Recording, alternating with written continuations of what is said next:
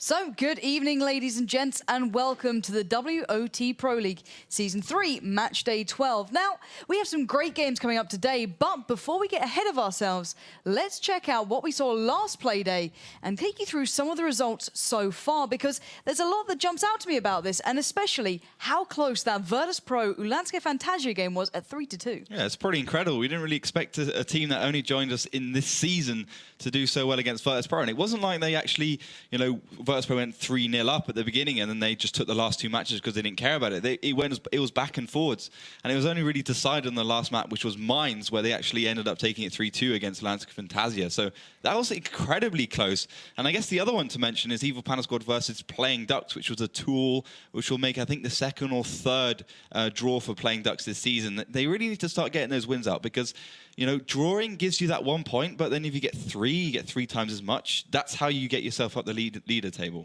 Yeah, indeed. So elsewhere, we saw Kazna crew taking down Team WD, Denova taking down SPALE, and the one you watched was Mouse Sports against Odin Mortis, so I'm sure you guys remember that one. Now, obviously, that was the last play day, and obviously you can bear in mind that that will affect the rankings. So let's not waste any time. Let's have a little look at those to give you an idea of how this season is evolving, because a lot of the teams are getting to those secure positions now. So take me through what we're seeing at the moment. So Team Dignity and WoT Pro, as well as Denova, are quite cemented where they are. Nothing can really happen in the next couple of play days. Although if WoT Pro do end up losing today, it could be a very slippery slope for them. And since Team Dignitas did actually end up losing against Odin Mortis in last match day, they don't want to lose against them again. So that could be a factor for them coming into this one. It could give them a little bit of nerves. But then the top 4 in general, quite shaky. Yeah, I think you have a little bit of a point there in aspect of the fact that Kazna crew, who are facing off against SPALE, can actually exchange. Looking at how close these points are right now, let's break it down, because Kazna crew have 15 points. Now, just who they're facing off against SPALE in 7th have 13. So they can pretty much exchange. Obviously, SPALE will get 3 if they pick up the victory, getting them on 16 points, which would put them in 4th. So a lot of changes can happen here. The biggest change is the first game we'll be watching today. So hopefully we can get eyes towards that one very soon, because these two have been going head-to-head for some time, haven't they? They really are tough to call between each other, even if there is a little bit of a disparity on the table-wise. Take me through some of their previous results and your thoughts towards it. Well, Kazna crew and SPALE are really those two teams where everyone loves to see them because it's Kazna crew and SPALE. Everyone loves Kazna crew and SPALE. And they've really been going head-to-head since Season 1, but even before that in the Go4s and tournaments like that. So they've had plenty of history behind it, and I can't really say which team's better. I think, sometimes SPALE comes on top, like at DreamHack, where they ended up beating Kazna crew at the end on Prokhorovka. Yep. So, it just goes back and forwards. I think in terms of results right now, obviously Kazna crew sitting in 4th, yep. And SPALE sitting in 7th. So I think at the moment, Kazna crew definitely a lot stronger. They've had a good season so far, some would say, especially considering how they did at Season 2 at the beginning. So definitely Kazna crew have the edge in terms of results this season, but SPALE have that skill and that weird ability just to come out with some incredible results. That is their danger. Now, you've heard our thoughts towards the season so far, the rankings, the previous results. So let's get you introduced to the lovely lady who will give you an idea of how you guys at home can get involved with us here in the studio, because we love to hear from you. So Melly, how can the people at home get involved with us here in the studio? Thank you, Lauren. Well, first of all, head over to our social media platforms and follow them, of course, and follow our Twitch channel so you don't miss any second of our show and get notified when we go live. So the next thing is, if you head over to our Facebook page, facebook.com/WoT Pro League, you will see a vote where you have to vote for your favorite team, just to see the community trend. And in the comment section below, you have the chance to predict the exact outcome of the following matchup. So, and if you're right and you get a bit of luck, then you might win one of 3 bonus codes.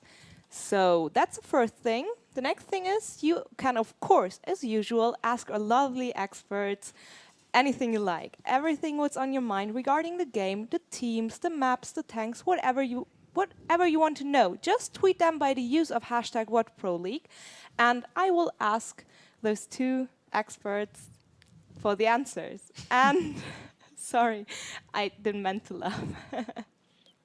And if you have, of course, if you have any feedback, keep the tweets coming. We love to read from you. We love to hear what you think and what you have on your mind. And of course, we will be rewarding those tweets. We will pick 3 tweets of the day, which will get bonus codes as well. So I think it's definitely worth checking out. Yeah, certainly. That is truly exactly what you guys at home need to do, because we love hearing from you here in the studio. You give us an idea what's going on in the world outside, because otherwise we get left in here and we never find out. But no, do get in touch via the social media routes that Melly kindly told you about, and we cannot wait to hear from you. But let's turn our attention back towards the game we're about to see, because you can see the head-to-heads there. Why don't you take us through who's going to be those kind of outstanding players between these two so close teams? I think it's always worth mentioning the team captains just first and foremost, because they're the guys who have to make the shots and the calls at the end of the day. So for SPALE, we've got Eurofish. Strangely enough, he actually plays, the heavy tanks and really the damage-dealing tanks, like the AMX 5100, as opposed to like a T1, like we see from most teams, which I think is more logical to play the T1 just because you can have an overview of the battle as opposed to having to concentrate on your own gameplay as much, and that just gives your team a little bit of an edge there as well. So apart from him, we've got Dovahkiin back in the fight. He's had a little bit of a break this season, but he seems to be back and up and running. So it'll be interesting to see how he affects their results, and hopefully he can get SPALE back up to that at least top 6 position. Other ones, we've got BND, who's been doing well for the team since he is relatively new. So that's pretty much SPALE, and I think everyone knows them and knows how capable they are of getting the results and just being pretty insane as players. They just need to knuckle down. For Kazna, we've got Stillmojo, who's the team captain there. He plays in that T1, although he used to play in the artillery, but since there's no artillery, obviously not playing that anymore. So he can lead from the front in that respect. Apart from that, we've got Runes, who we saw at Gamescom, gave that team a lot of, it gives them a lot of confidence. He's the one who always said, guys, we need to knuckle down. We need to get these results down. I think he's one of the reasons why they actually made that top 3 there. So good to see him really making the effect he needed to. And finally, we've got Hyber, who's the star player from Kazna, plays at T69 absolutely superbly. Can't wait to see what he has to offer here. Well, you've seen absolutely everything there is to see so far, apart from the tank picks, which they are ready for right now. So let's get ready for that one, because as you said, there's so many standout players, there's so many close results. It's so hard to define between these two. And take us through what we're seeing so far here. So we got the 2 normal picks, because our first map will be Himmelsdorf. So it's going to be pretty much just 5 tier 8 tanks apart from the 2 T1s, which we begun on. Apart from that, we got the IS-3 and the AMX 5100 from both teams as well. And that's just a normal pick, I guess. It's the tanks we'd expect, just the French tanks and the Russian tanks coming out as well. And from Hyber, we got the IS-3 and the 5100, so normal picks so far. Yeah, now take me through what you think the positioning will be of, how they're going to kind of go about this map, because you look at the different leagues and how they focus it out. It's very different to ours. They have some really cheesy strats. With these standard tanks, do you think we might see any of that, or will it be that normal Himmelsdorf play dependent on skill? Yeah, it's almost impossible to make a cheesy strat on Himmelsdorf from the European League, just because they've seen everything. They've had so much experience. I think with the IS-3s and the 5100s, you have the IS-3s just to hold down positions, looking after that 8 road, the banana road, whatever you call it. And the 5100 is just there to provide that burst damage of the SA-47. So it's just a mix between the alpha damage from the IS-3 and the auto-loading damage, a total of 1.8k from the AMX 5100. But the last pick from Kazna will be the AMX 5100. The last pick from SPALE will be the IS-3, making Kazna's lineup a triple AMX 5100, double IS-3, double T1, while SPALE have gone for very much of the same. So triple IS-3, double AMX 5100, double T1. So the only real difference is SPALE have gone for 1 more IS-3, Kazna have gone for 1 more 5100. So although SPALE will have a little bit more alpha damage, Kazna will definitely have the more burst potential. Well, as you mentioned before, the results between these two have been so close. Let's look to the very first playday within the season. It was 3-1 Kazna. And then in, Season 2, it was 3-1 SPALE. So it's been back and forth. So let's get ready for that first map to find out how it's going to go down.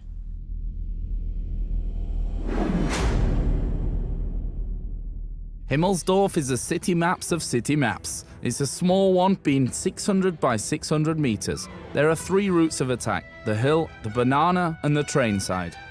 The middle area is relatively easy to push, however can end up in disaster as you can be flanked from every side. The road, often called banana, allows for direct head-on assaults but requires a lot of resources. Both the railroad area and the road next to it are good routes of attack, being very open and straight. However, for those very same reasons, you can be easily caught out and taken down. The map features many densely housed areas, which provides good places for engagements and routes of attack. Teams must be aware of the various routes their opponents can take through the map, as well as the hull-down positions enemies can take throughout the entire map. The trick with Himmelsdorf is to catch an enemy tank unsupported by his teammates and then use that advantage to collapse on the entire enemy team. So welcome into Himmelsdorf. As you may have noticed by now, in the blue team in the south, it will be Kazna crew, and in the north, it will be SPALE. Take us through what we're seeing so far here. So Kazna crew just kind of spreading their tanks evenly throughout the map, making sure all bases are covered. You've got Seal Mojo in the middle, Dark Dawn to his right, Hyber in the background, as well as Crooks in those two 5100s. The only one who's going off on a limb is Palauda, but he is playing that T1, so he's going to go for the Hill Scout. And of course, Veko in support for Dark Dawn and Steel Mojo in the middle.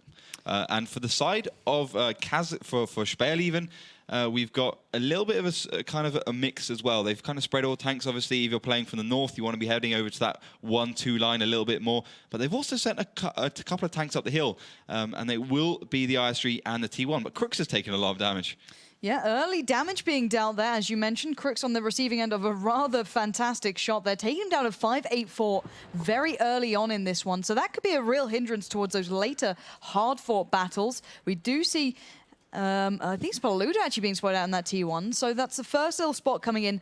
Not much other than that. I believe it was a blind shot that actually found Crooks there. It was a couple of blind shots indeed, probably from the two IS-3s, since he's got, well, about 800 damage taken off him, 700 damage or thereabouts. So it's a lot of damage early on. It's going to make SPALE's time a lot easier because they can push onto them and not worry about the firefight so much. Yeah, but look at this. Dark Dawn got a little bit aggressive down that banana road. Dovahkiin has played quite passively in his IS-3, so playing a little bit further back. But look at the backup that's coming for Kazna crew now. Dovahkiin could be in trouble here. He certainly could be. It just depends if he plays it correctly, if he doesn't go too aggressive. He doesn't want to receive a shell for no reason, but then obviously if Dark Dawn's moving forward, he will have to actually, well, drive, and that will increase his server size reticle, and that will make him less likely to hit. So it's a bit of a 50-50 situation, and it might just be one of those bluff moments from Kazna crew. They're just pushing a little bit upwards without too much risk, maybe causing the whole of SPALE to move their forces to the right, and then just come in from somewhere else. Yeah, I think you're spot on with that one. As you can see, Eurofish did come off that hill. He initially pushed up there. He had to play more passively. Thierry even came round as well. So correct call on that one. Kazna crew definitely kind of called the bluff of SPALE there, and they fell for it. But what sort of moves do you think we can see off the back of that now? Well, Kazna crew pushing up the hill with Hyber and Veko in the 250-100s, probably just to take care of Argeti, and then try and get the shots along this D line. See if they can do as much damage as possible. Obviously, the 50-100 doesn't have the greatest gun depression in the world, to say the very least. You can only really shoot straight lines, maybe a little bit below if you get lucky. But if they can get in the right position, and because it's a hill, they will be facing towards the ground, and that will give them some serious shots and obviously some serious damage, hopefully making up for Crooks losing about, well, over half his HP straight away. He's on about 40% now. But Kazna crew and SPALE pretty happy just to go back and forwards, try and get that initial bit of information, see where the other one is before making the moves. We're only 6 minutes in or thereabouts. Well, 4 minutes in or thereabouts. And I think, you know, on Himmelsdorf, the action doesn't really start until about that 4-minute mark, once the teams have the information, once they have the correct positions, and that will make them confident to go forwards. But we can see Palauda, he is scouting ahead a little bit in his T1. Obviously, he's trying to get some information, see exactly where SPALE are, and he will actually do that. If he peeks around the corner enough, which he didn't then, I believe he was just, he wasn't spotted, though. If he just peeks around the corner, he might find Eurofish, which he does in that 50-100. So now Kazna crew have a good idea where the, well, at least quite a lot of the firepower of SPALE is. Yeah, and as you mentioned, Eurofish had to back away from that hill initially to back up down that banana road, but Thierry's come across as well. So they're kind of keeping eyes on that hill. They know they've lost it. They're going to have to try and play a little bit more passively to make up for it. But do you actually think that Kazna crew are going to go for the presence there, or do you think they're going to focus back towards the city? It's always a bit of a risky move to play on the hill. I think that's what it comes down to. Now the T69 has kind of phased itself out of these kind of matchups with the 50- penetration on the M348 ammo. It just makes it really hard to connect the damage against those IS-3s. So you won't have the hull-down ability of the T69, which was essential on Himmelsdorf. And that's why you don't see teams, well, very many teams at least, engage there. And we can see Kazna crew starting to go on the rotate. We've got Crooks looking up the middle line, Hyber and Veko going towards the 1-2-3 line, probably just to initiate some sort of damage there. But then again, the two IS-3s, the other two IS-3s, are over completely towards the 8 line. So anything they do will be a split push, which is what Kazna crew's good at. So I'm not particularly worried. Yeah, and I've got to say, if they do go for this push down the railroad, let's keep eyes on what's waiting for them. It's the fact that SPALE have left their IS-3s there. They've not moved a muscle. They're truly keeping eyes on that. And actually, SPALE are getting a little bit of a split push of their own going. 5100s down towards that hill. They're still focused on Polluter. They can see him occasionally peering up. But where is that main focus coming down from Kazna crew right now? It's definitely going up the 1-2 line. I'm not exactly sure why. Maybe they're just probing forwards. Obviously, the 5100 is a pretty fast tank. It's not small by any means. It's pretty much a box on wheels. But it does have good horsepower to weight ratio. That means it can just get in and out of situations without too much trouble, as long as it doesn't peek out too far. But we can see Theory and, well, Theory pushing onto Plowden in that T1, so he gets taken out. That T1's obviously very key on Himmelsdorf, as they do provide a lot of information, and at least initially, as you could see.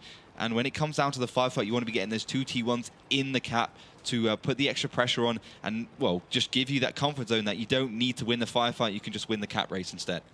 Yeah, and I'm waiting to see how this one really evolves, because as you mentioned, they're pushing down that 1 and 2 line, but you have so much of a focus of the forces here. Muppety and Agaher both keeping eyes on that T1. They've been a little bit curious, and I think they're kind of getting the idea that they might be in trouble soon. B&D in the T1 that you said can be so important to keep that vision on. He's going to be trying to eye that one up, make sure there's no one pushing down. But as you may notice, there certainly is. And now SPALE have found out Muppety receives the first shell. He's down to 1, 2, 1, 5, but he can back away and they can readjust here. But they're giving up map positions. Indeed they are, but the thing is about that, SPALE's just going to push forwards. They immediately saw where 150, 100 is, probably thought where the other one must be there as well. They're going to push on at least 3 of them up the 8 line. They're going to meet Dark Dawn and Still Mojo also charging up the 8 line. But the thing is, 2 against 3, especially when it comes out to those IS-3s, it could be trouble for Kazna. Yeah, Kazna crew are outnumbered here and certainly outgunned at the moment. Dark Dawn going low. He's broken down the 1,000 marker. He's down to 893. Still Mojo joins in on that. He's getting hammered down as well.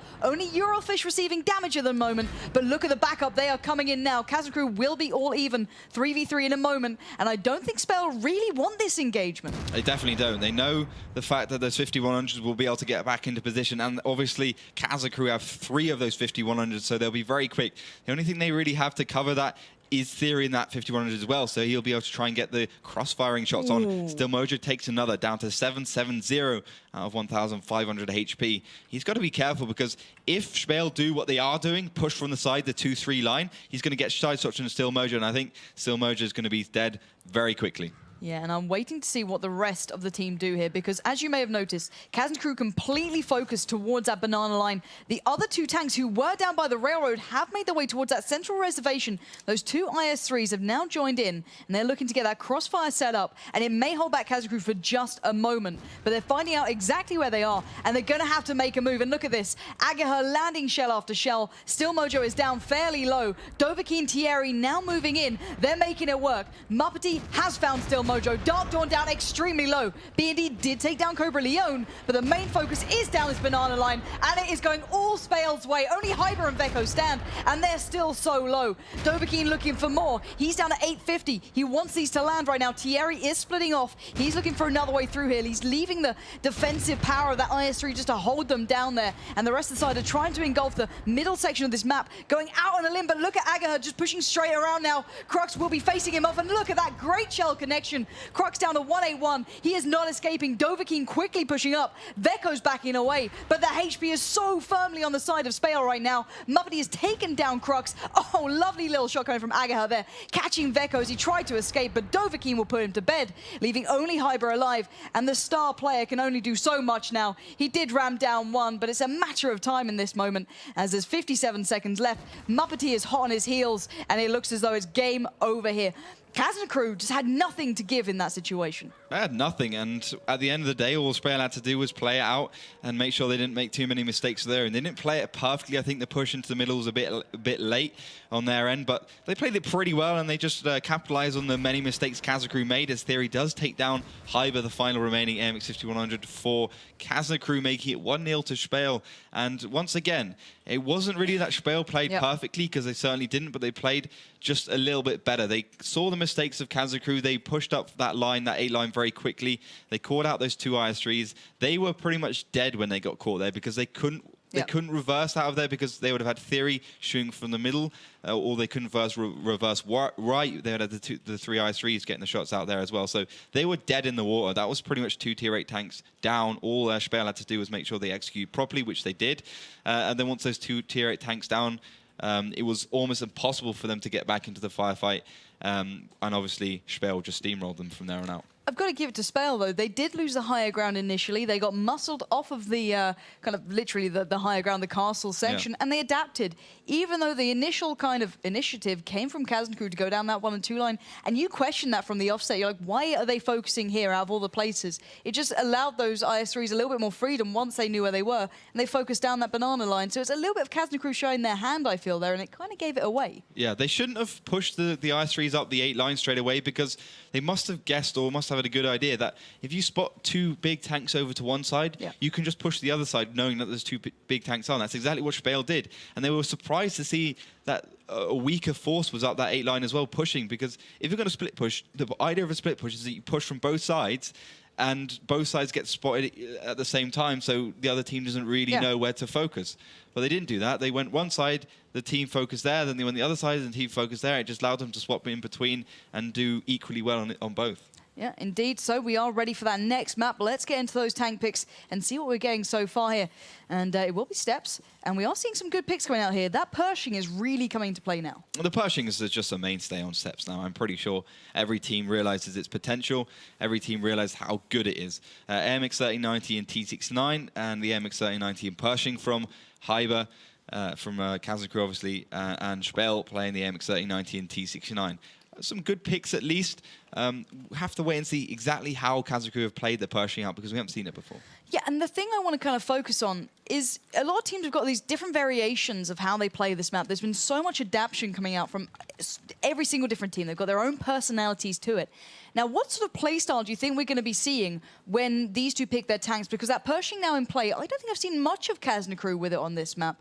But do you think they're going to go for the aggressive play? Because they've already got that 1390 with him, you know, with a bit of the speed in the mix. Do you think that might be their style? Or do you think they go for the mountain side, which has become a bit of a rarity now? I think, honestly, I want to see whoever plays from the south go over towards the left, the rock side, and just try and play out cleverly, because often I think if you go to the right side, there's only really one way you can play, and that's just going along the kind of hill area to the left and getting the other team by surprise. But in terms of the Pershing, I honestly think it's good at everything. It's just a fantastic tank all round. It can do plenty of damage. It's got a decent amount of speed. It's just a versatile tank altogether, so you can play it pretty much however you want. And I think, honestly, just a good pick all round. I want to see it from every team. Now, I want to ask you one more thing. T32, do you agree to it on this map? I don't, personally. I honestly don't see why. I mean, as I said before, it's a tank that can work if you have the perfect, setup for it. They have the perfect strategy. Everything has to go perfectly. If it gets caught out in any situation, then it's just going to get obliterated very quickly. And as I say, you got to keep it alive until about the 3, 4, 5 minute mark, when you've done some damage to the other team and hopefully taken a couple of their tanks out. That's when the T32 becomes an absolute monster. It's almost impossible to kill, and that's when you can really use it to win the game. But then again, maybe we just haven't seen a team really use it properly. Maybe they've just picked it considering and thought the Russians pick it, so we'll pick it as well. But if we can see a team really, use it properly, like we're waiting for the 416, although we've started seeing some good damage from the 416, it certainly could be a factor in terms of win. But we'll have to wait and see for that one. As I did say, the Eurofish from SPALE taking the 416, Hyber from Kazna Crew picking the T32, making Kazna Crew's lineup double AMX 1390, a T69, a T32, a Pershing, and 2 T1s. And for SPALE, we've got the double T1s, the 416, the T69, the double AMX 1390. Actually, they picked 2 T69s. So quite a lot of American tanks in these lineups. Yeah, they seem to be really favouring it on this map, and I cannot wait to see how this one unfolds, because these two teams, known for their personality, I can't wait to see on a map like Steps that really allows for it. So guys, let's get you that video lined up and ready to go for the one, the only, Steps.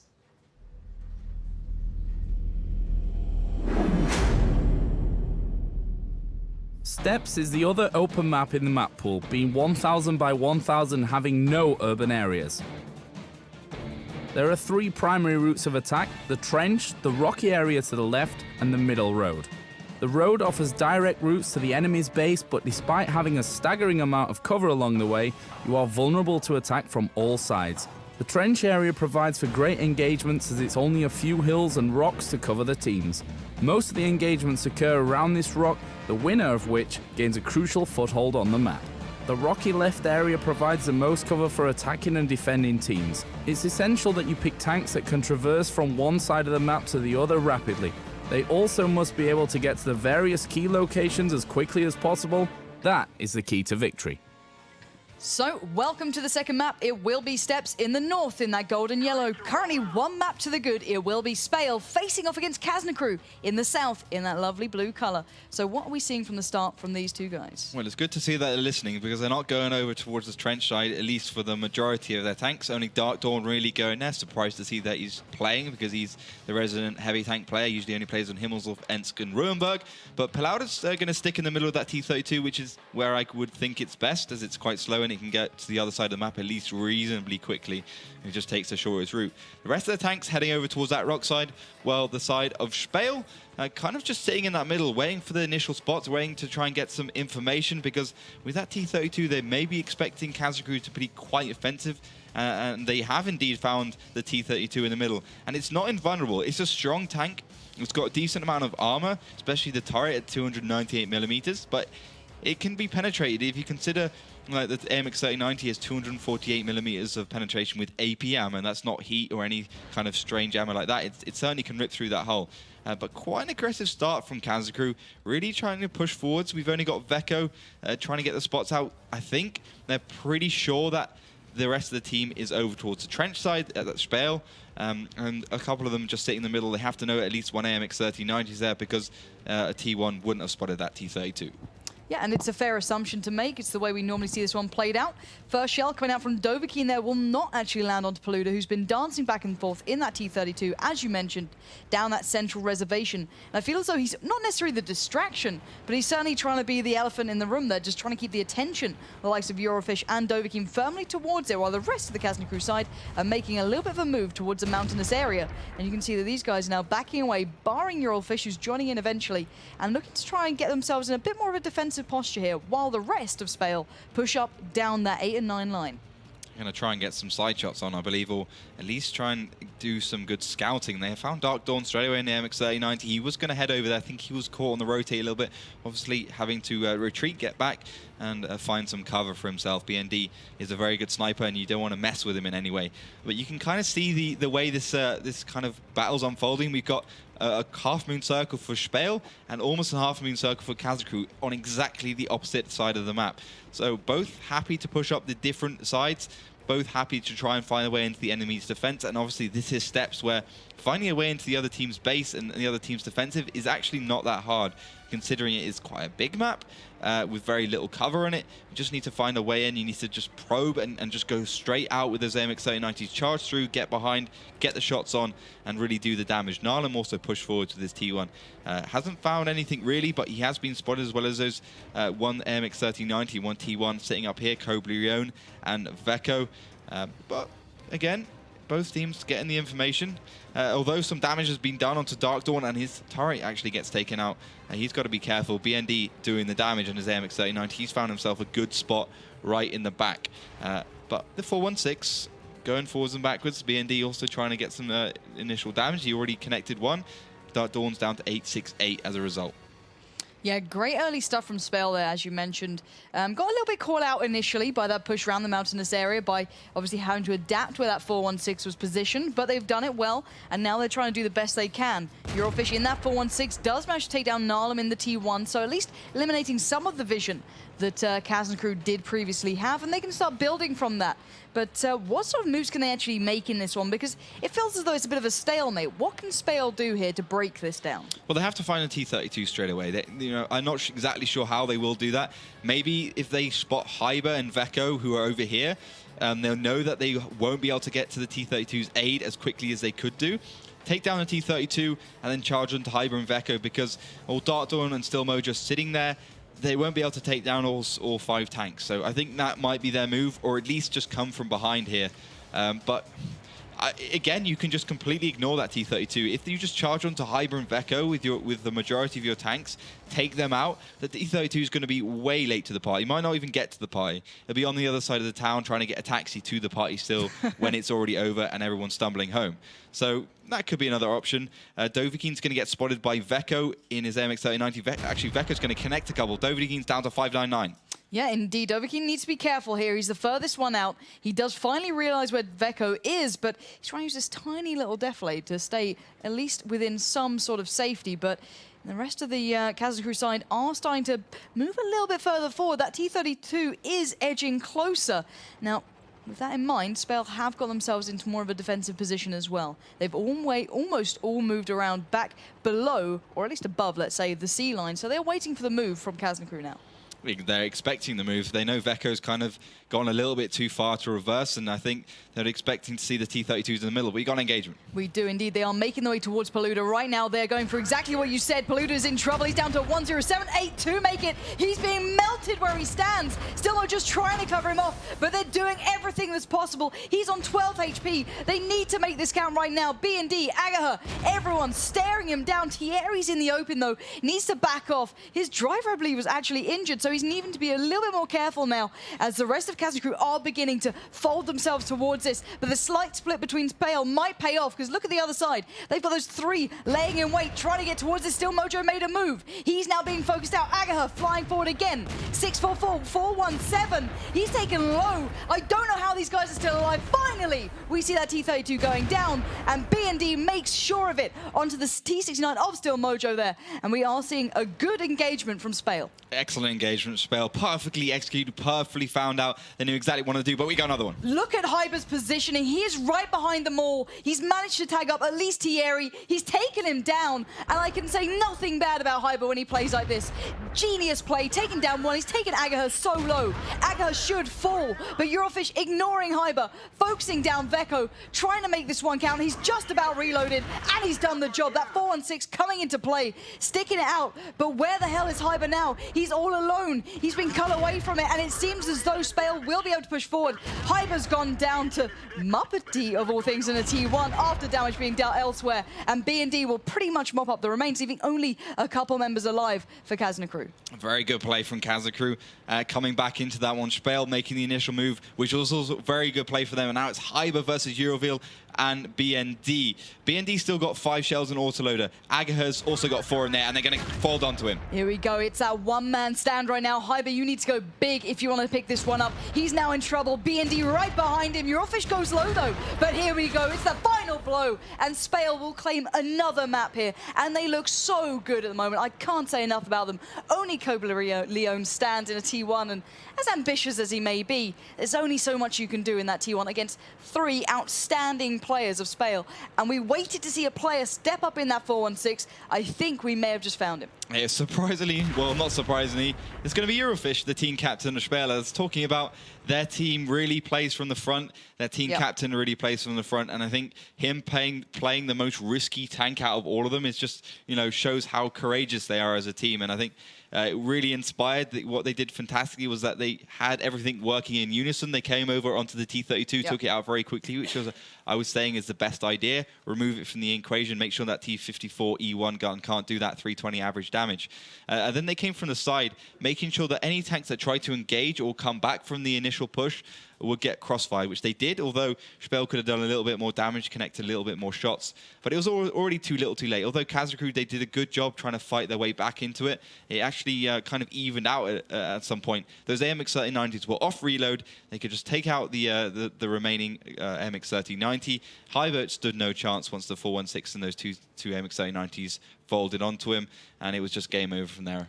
Got to say it as well. Eurofish got 5 that game. He got the ace there, picking up 5 members of the opposition. And the highest damage dealing role was in the T69 that a lot of people question at the moment, at 2.1 with Agaha for SPALE. And really nice display of tactics and just general talent from those guys. I've got to say it. So SPALE currently sitting 2-0 in this one. So really looking good. It's kind of defeating the object of most of our stats half the time because, you know, Kazna Crew to this point in the first play day in this season went 3-1. They basically spanked them. They looked pretty damn good. It was Kazna crew doing what they do best, but SPALE clearly have been doing their homework, and it really, really looks like it. So we are ready for the next map. That third map will be Prokhorovka. Let's get towards those tank picks. And what sort of tanks are we going to see here? Do you think we'll see another 416? Do you think it might be a Pershing? What's coming up now? I think the 416 is not a bad pick on Prokhorovka. It's quite a similar map to the two steps. And obviously that gun, the 320 average, is pretty insane. And if you really connect the shells, you can take an AMX 3090 down in only like 4 shots. So it's a great tank in that respect, although the gun depression can now also be a massive hindrance if you're playing towards the middle or over towards the hill. But so far we've seen T1 AMX 3090 from Kazna crew and a double T1 from SPALE, before Kazna crew pick the T1 and the T69. SPALE going for the AMX 3090 and that T69 as well. So both teams just going for that French and American variety tanks, as well as a couple of T1s, which are just for the spots. And I think we're going to see a Pershing towards the end, although it hasn't been picked, so we're unlikely to see 2 Pershing as SPALE picks an AMX 3090 and a T69. Perhaps we'll see the WZ132 creep its way back into the lineups, although that got a little bit nerfed as well. Pershing is going to be the last picked as predicted from Kazna crew, and they're going to pick the 416 for SPALE. So a double AMX 3090, a double T69, a Pershing double T1 from the side of Kazna crew, and we got the same lineup. Instead of the Pershing, we've got the 416 for SPALE. So I guess Kazna crew have a little bit more of a rugged tank with the Pershing. It can certainly do everything a little bit better, but the Pershing has the 240 average gun, while the 416 has the 320 average gun.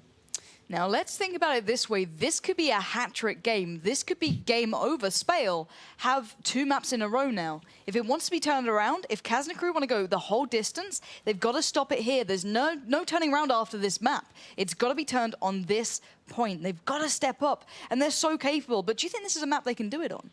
I think they can. Honestly, I mean, they've lost against SPALE a load of times. I mean, most notably at DreamHack on this map.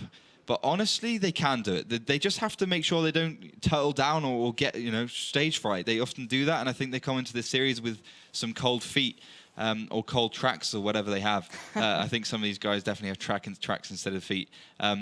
But yeah, they have the potential. They certainly have the skill. They have the reliability. And if they do come back and win the series 3-2, it would be quite incredible. That's what we want to see, because as we know, these guys are so good. Every time, apart from the first play day, they normally have a good edge here. But guys, let's get ready for that map. It will be Prokhorovka. Let's find out if Kazna crew can do it.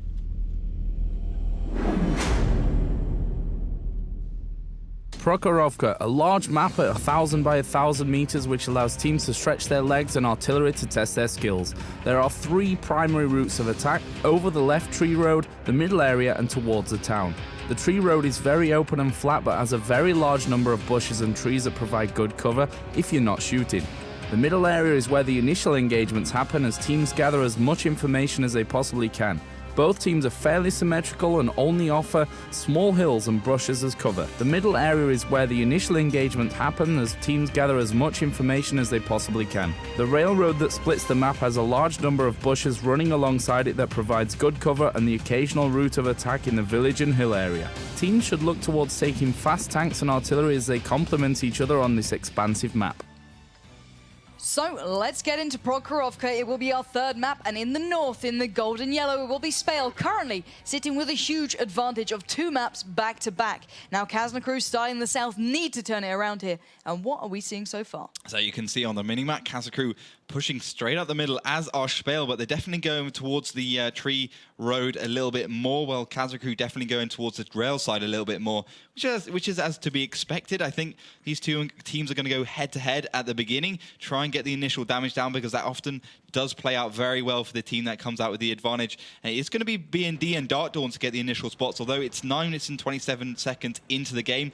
The MX 3090 is about a 33-second reload, so it won't actually be able to do some damage. The T69s are going to connect a shell. Hyber's going to take one in that Pershing, and he's down to 1174. But because the Pershing has 1,440 HP, it is the best tank to take the damage at the beginning. Yeah, if any tank was going to get hit initially, you'd pretty much happy it's that one, you know what I mean? It's a good way to be. And the one thing is, look at Eurofish's position. He's split off on his own, and he's playing it so bravely right now. I want to see how this one goes and need to get towards him. He's playing right down the 6 line, leaving the rest of his team to do the kind of attention work and him getting the kind of sniper shots in. That's an interesting bit of play going out from these guys. Dovahkiin this time will be running that 4-1-6. Agatha has taken damage. Gonna have to back away, play a bit more carefully in the defilades of the hill, down that 2 and 3 line, and wait to see what Kazna Crew have in store. Kazna Crew have, well, they have sniping in store. That's what they're going to punish SPALE with, and that's exactly what they're very good at.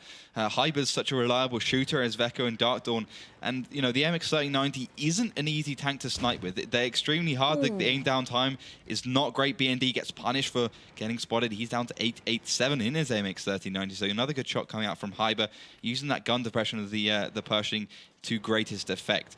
But honestly, the way that Kazna Crew's playing right now, it looks very hard to beat. And although SPALE's just pushing forwards and probing in, they're also getting punished. And you know, they're not catching Kazna Crew by surprise by any means. Yeah, it's the one thing for me is the T1 positioning and how they get in their spots. That one T1 that's just so close to the Dovahkiin, B&D, and I believe it's Agati, it's doing so much work. That's how B&D had a little bit of an issue then, because he got found out and he was completely unaware. And well, Muppety's just slid off to his doom. Veko's kind of pushed him down there pretty much. So that's going to be that T1 eliminated. And I feel as though just from map control and map knowledge alone, Kazna Crew have so much of an advantage here. They have positional advantage. They have arguably the damage advantage, and they certainly have the T1 advantage now. Muppety has been taken down. SPALE, although they can find themselves back into this game, it's going to be very hard. Dovahkiin evens up the T1 advantage now, making it all even.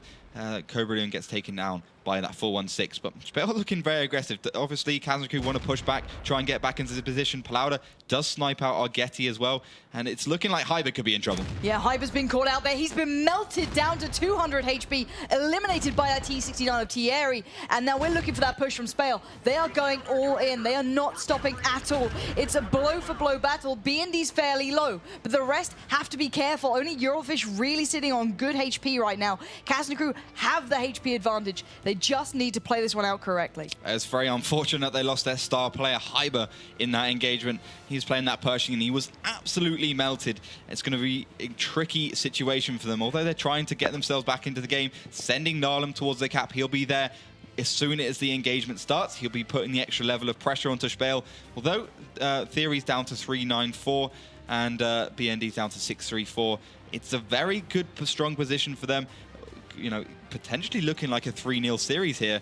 One tier 8 tank down is a tricky situation. Kazna Crew and still Mojo are going to have to get themselves back in. They've pushed forward with the T69s. They've got the MX-3090 of Dark Dawn behind and Veko over to the right. I think Veko is going to be the first one to push. He's going to be coming from the side, see if he can distract them and then push on. Yeah, we are seeing a bit of a split as well. This could be slightly worrying. Two of the tanks split off to try and get some pressure towards the opposing cap, or at least look down that 6 line. But now we've just left those T69s with Dovahkiin in that 4-1-6 towards his middle reservation. I want to see if Dovahkiin can actually spot out these players who are just steps away. My word, he's now been greeted with 2 members of Kazna Crew facing down Agaha and Thierry. He needs to get these shots off pretty darn quickly. The cap is underway, but the split, the Eurofish and B&D split coming back round from the side could now alleviate that pressure that could really put SPALE in trouble. Here we go. Eurofish is making his way through the village. He's got the perfect line of vision towards Paluda, and still Mojo doesn't connect the shot he wanted, but they're going to focus down Dark Dawn, leave the big boys to deal with the others. But Eurofish could be in trouble. He can't be so hap-handed here. B&D going low. He's been set on fire, taken down to 96. He's eliminated by Dark Dawn. Agaha comes back onto Paluda. Eurofish deals with Dark Dawn, and now we're seeing the shootout battle between Veko and Thierry going down. The clock is still ticking, 37 seconds. But look at Veko. He surely will not live through this one, because as much as I'd love to see him do it, Dovahkiin is sitting completely healthy, not losing a single point of health, and with 25 seconds left, surely they can't do this. We've seen one tank split off. Eurofish will deal with the tier 1, as now just Veko stands in a 1v3. This could be the hat-trick point, and now Veko just trying to dance around it. That reload will never feel so long as it does right now, as he's just facing off against the shooting squad of SPALE, dancing between the shells. There's going to be one more as he tries to escape so desperately. Dovahkiin will deal the final blow. SPALE will pick up the 3rd map. Great game there. a perfect play by SPALE. I thought Bless him trying to get away, though. Yeah, it was, bless him. Yeah, you almost did it. He's a bit like Neo from the Matrix in many respects. That was great stuff. But honestly, I would have liked to see the tank like warp around like shells. That'd be pretty cool. But those are my fantasies. We'll leave them alone. We've got very good. And you don't want me to mock you at times, dear Lord. Let's talk about the games. We got Kazna crew. We thought they had the initial positional advantage, which they did. But SPALE, as you know, sometimes they do. They just found the exact perfect weakness, which was coming over the middle with their T69s and taking down Hyber in his Pershing. And then all they needed to do was reverse, get behind that hill again, and then come out from a different position, which was to loop around the village, take down Dark Dawn as AMX-13. Sorry for the bad camera work, by the way. And then it was just over from there on out. And I think, you know, SPALE just proving once again that there's never a perfect positional advantage, not a perfect defense. You can always break it down. There's always a way in. And just the SPALE we love to see. That's a SPALE which beats Virtus Pro 3-1. Yep. That's the SPALE that really we rarely get to see, but when we do, it's just it's unbelievable. 3-0. Now, bear in mind, that bit of play has got them into the top 4 here. That's the impressive part. They are at the heels of the big guys now. They're really stepping up into this one. So let's get ready for the 4th map. It will be Ruinberg. Now, obviously, as you may have noticed, SPALE have picked this one up, but if it gets towards the end of the season, it's very close. These two are known for it. It can come down to map differences. So, with that in mind, take me through the picks so far. So, double T1 from SPALE, double T1 from Kazna crew, MX-3090, T69 from SPALE. Looking for the same couple of tanks coming from Kazna crew, which it indeed will be. Perhaps we'll get to see an AMX-5100 here. I'm not sure. I mean, Kazna crew do quite like that tank, and they certainly got a good player for it. Yep. That will be Crooks. And I think SPALE, although you know they've also got a good player for it. I'm pretty sure, though, Theory, he's definitely the option of choice. He's more comfortable in other tanks. I honestly think he's a better MX-3090 and T69 player. And altogether as a team, they're definitely better in those light tanks. Now we've seen that 416 come into play. Where's the position going to be on Ruinberg? Like, we saw Dovahkiin trying to get himself into position in the middle of Prokhorovka in the last match. Yeah. But he didn't have that gun depression. So he felt like it was just kind of sitting... It was millimeters away. Yeah. He was just sitting there, and he had to wait for his team to come around and just distract them before he could go over, whilst the T69 would be able to get the shots off and get away without really taking more than 1 or 2 shells. So anything the 416 does has to make sure it's not going to be over towards a hill. So the middle area could be a bit tricky for it. It'll definitely be left to the MX-3090 with just slightly better gun depression for that middle spot, although we'll have to wait and see for that one. Last pick from Eurofish will be the MX-3090. Last from Kazna crew will be the T69. So, guys, let's get ready for that 4th map. It will be Ruinberg.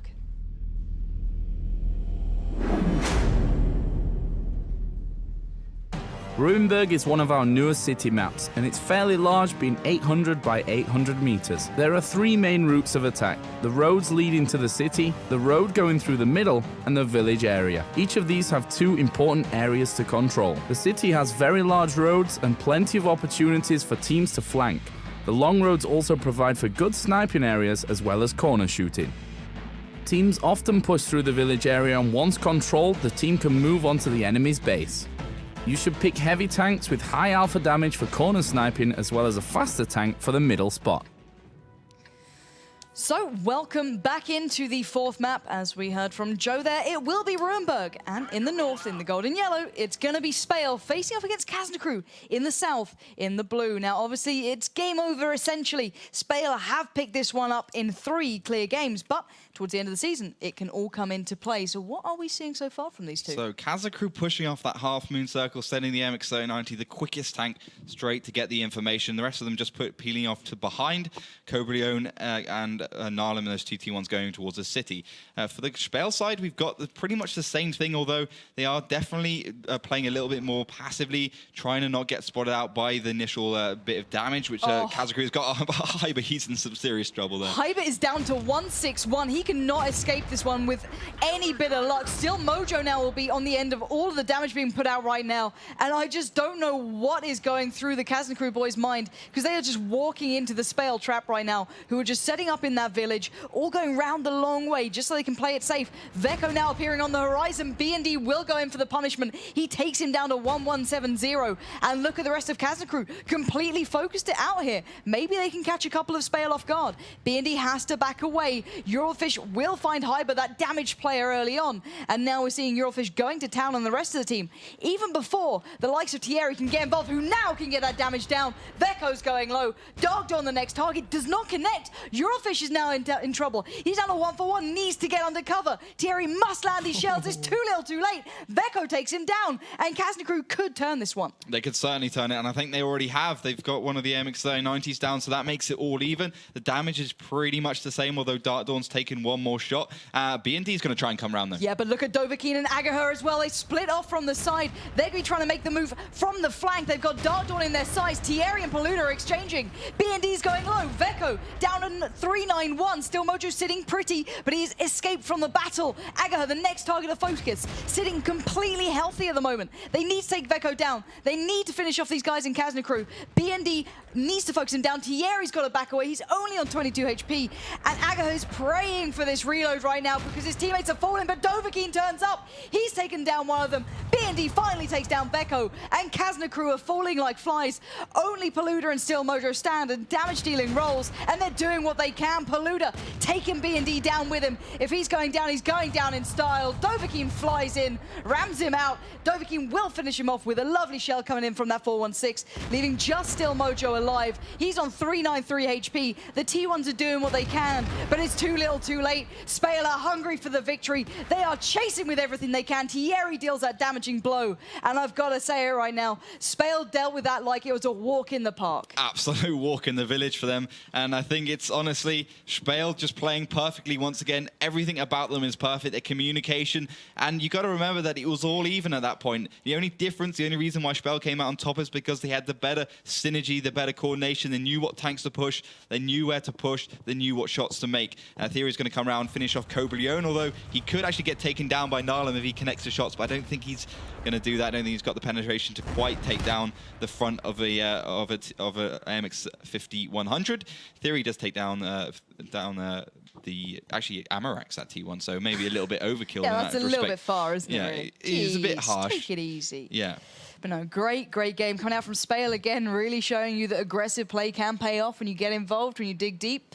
It really counts. Dovahkiin, 2k damage then. I've got to credit where it's due. Agaher as well, 1.9. Even though Thierry did pick up 3, 2 of those were T1s. We know what you're up to. They don't count. But still, great game coming out from SPALE. They're picking up 4 in a row. Let's think of the clean slate 5-0 against Kazna crew. That is almost unheard of between these two, bearing in mind. So this is going to be awesome. Let's look towards that second, well, the last map here, which will be Mines. It always is that last map, the defining one normally. And I just don't know what to expect. So we are ready for those tank picks. So let's not waste any time. What are we seeing so far? And do you think we'll see any kind of off-the-wall picks here, or will SPALE play this one out to pick up a clean slate victory? I think they certainly have the potential. I mean, if it's going to be on any map, it's going to be Mines. Just the way they've been playing today just suits this map down to a T. Team potential, just absolute synergy, perfect shots, everything's done perfectly, and they've just been playing so well. And Mines is a map that favors that completely. Get the initial spots, get the hill if you can with the MX-3090 to have that higher ground, and then kind of just come from at least a couple of sides, or just charge straight through the middle. So I would give this one to SPALE, certainly. In terms of tank picks, double MX-3090, MX-3090 T69 from SPALE, and Kazna crew, T69 ×2 from Kazna crew, MX-3090 T69 from SPALE. Final pick for Kazna crew will be the T69. Final pick from SPALE will be that 416. So let's see if Kazna crew can bring anything back for pride's sake alone. Otherwise, we'll find out here on Mines.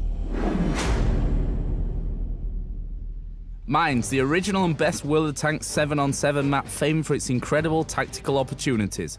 A small map being 800 by 800 meters.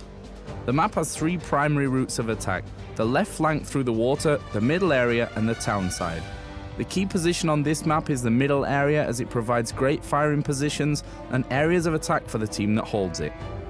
The middle area's primary entrance is the road passing through the middle of the map.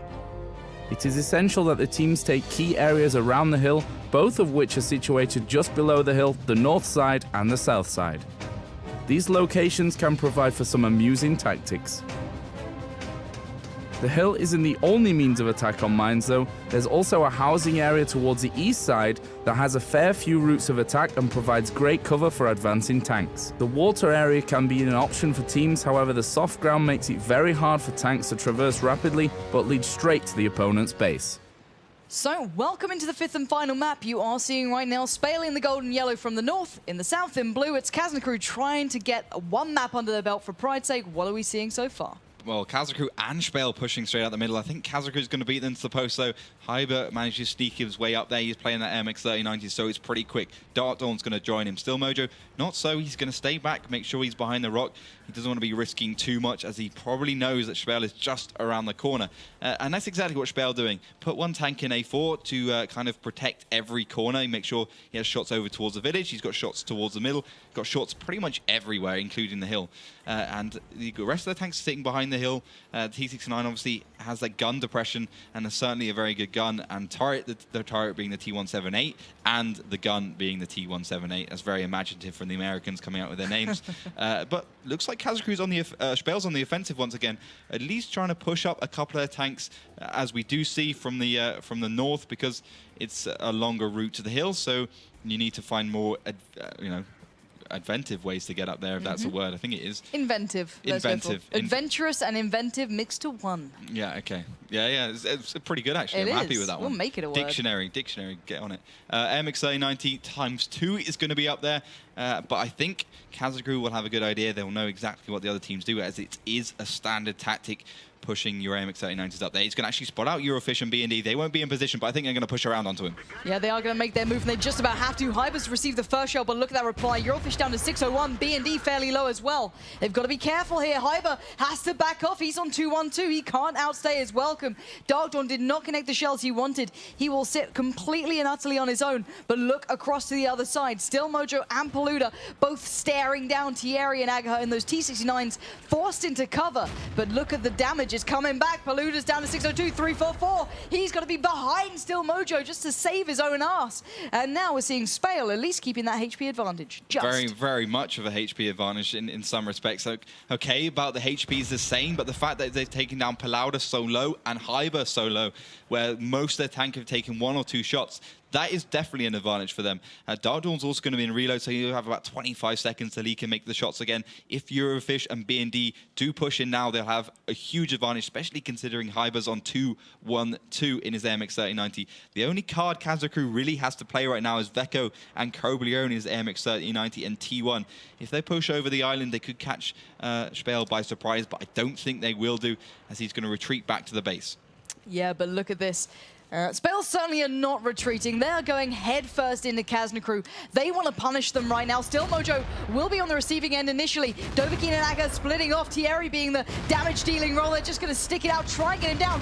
2 HP. Still Mojo needs to go down right now. Their attention needs to be elsewhere because Veko is on the way in. Full HP. Dark Dawn being focused down next. B&D swinging through. Dark Dawn did take down Eurofish, but look at this. He's running away as fast as he can in that T69, and they're letting him back off in this one, because Hyber's reared his head again on 2-1-2. They're going to be taking him down fairly low. Dovahkiin between 2, taking on Veko and Paluda, but he's gone down. Veko's found B&D. This is not going well. Paluda's so low, though. Agatha needs to land that shell to take him down or ram him out of this one, because here comes Hyber. Dark Dawn still standing. Finally, the shell does connect. Veko and Dark Dawn left in a real tricky situation. Agatha needs to make these shells count, and right about now, because this is not an easy walk in the park this time. Finally, Kazna crew have a little bit of a bite to their bark.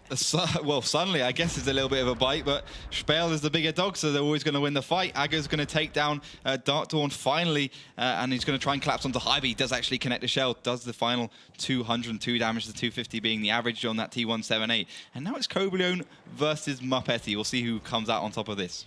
Yeah, but my eyes are still waiting on Veko. He's got 79 HP, bless him, so he's the only one who could do anything in the situation. I think he's got about 4 shells left. The T1s, as you mentioned, are just duking it out. But right now, Dovahkiin looks like he wants more. He's still trying to chase down Veko in that 4-1-6. As you mentioned before, that gun depression really not doing him any good. He will not be able to get this shell going just yet.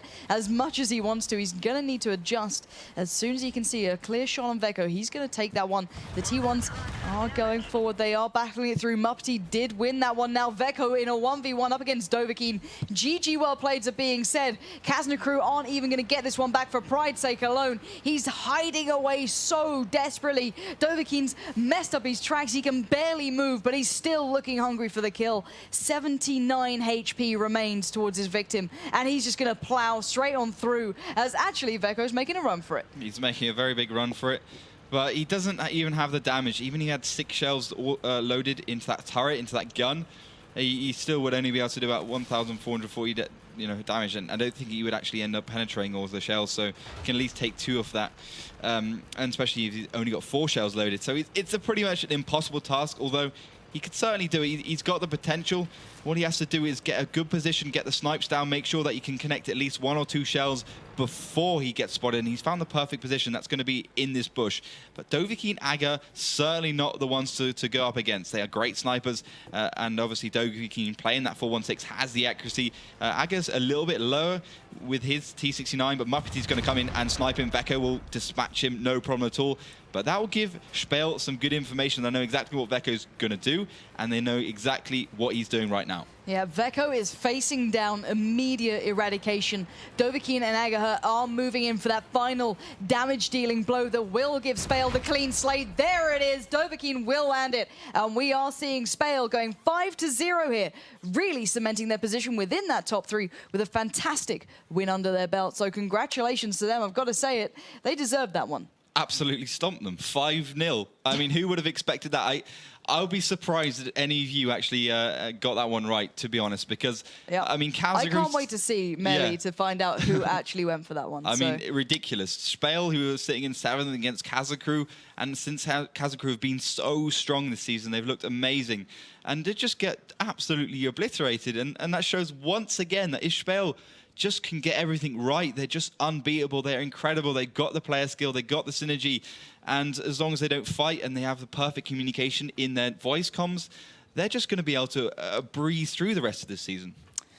Wow, what a way to kick this match day off. We really have been treated to a perfect start here. SPALE really upsetting things, and that's the important fact. By on paper results, they should not have picked that one up. But anyway, let's find out how many of you guys at home actually got that one right, because I would never have called a 5-0, especially in favor to SPALE. So let's bring back in Melly, who hopefully can enlighten us to how many of you at home got it right. Well, so as most of you at home already know, we have a vote on our Facebook page where we can see the tendency of the community. And as Lauren mentioned earlier before, those 2 teams are definitely the community favorites. So the vote ended therefore really close with a slight favor for Kazna crew, and surprisingly. But the outcome of the challenge where you at home have to predict the exact outcome of the matchup, was pretty weird, to be honest, because we had a lot of prediction submissions where a clear win for Kazna crew was predicted. I saw 4-1, 3-1.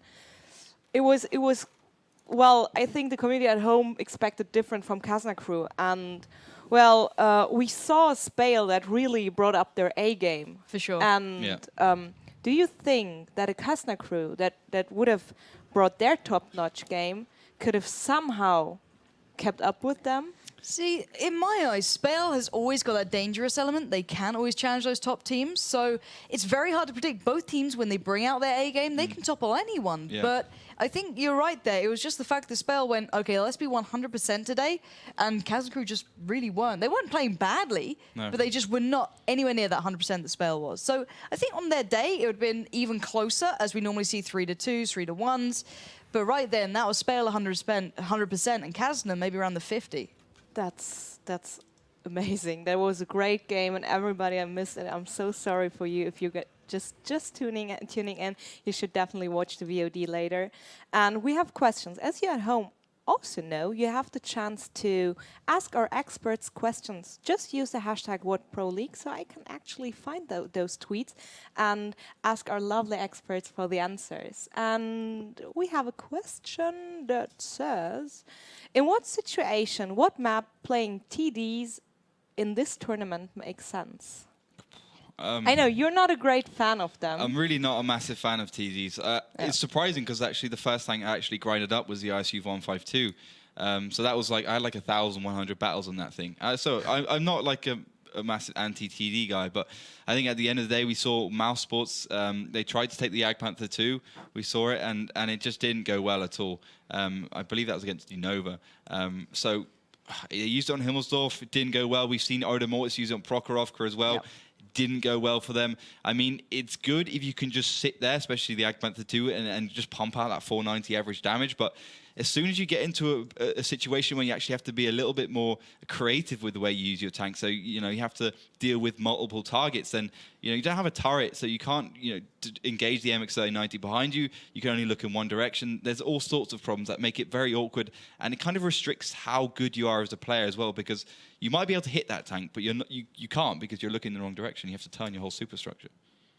Okay, thank you very much. And another question is, will any of the new tanks in 8.9 be viable for competitive play? I had a look. I mean, the German TDs, I guess, is the ones we got to mention. I mean, the T4485, I think it's called. I had a look at that. It's tier 7 though. It wasn't quite good enough. It doesn't have enough damage. It bounces all the time. But the German TDs, I think it's got a 750 average damage gun, or something a little bit higher, 850 maybe. But it's because it's a howitzer, it's extremely inaccurate. The shell time is ridiculous. So it'll only really be able to be good against tanks that are just driving straight at it. So maybe on Prokhorovka and maybe Steps.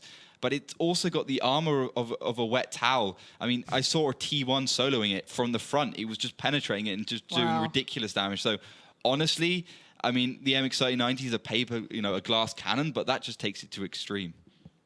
Okay, thank you very much. And no more questions so far, but we have a pretty good idea to deal with stalemate situations in maps. Okay. Right. A community member said that it would be maybe a good idea to put an admin or me in an invisible RT, shooting just the camping tanks out of the map and getting rid of the stalemate situation.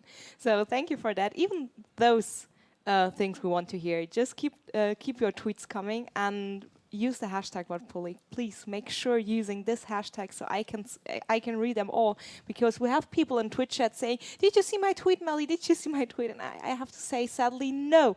You have to use that hashtag. So that's all from me. The next vote will be up in a few minutes, and yeah, talk to you later. So hopefully you guys will be back round for that one, because as Melly mentioned, there will be another poll up there for you guys to get your votes towards, because there'll be another game coming up. It'll be Ulanska Fantasia up against Evil Panda Squad. Now, these two, they're not quite up at the echelons of, let's say, Virtus Pro or maybe Dignitas, but bear in mind, Ulanska Fantasia went 2-2 against Virtus Pro, and Evil Panda Squad, hell, they came second in the Season 2 offline finals. So both teams truly deserving of the spotlight. So do not go too far. We'll be back in 10 minutes, and hopefully you will be as well.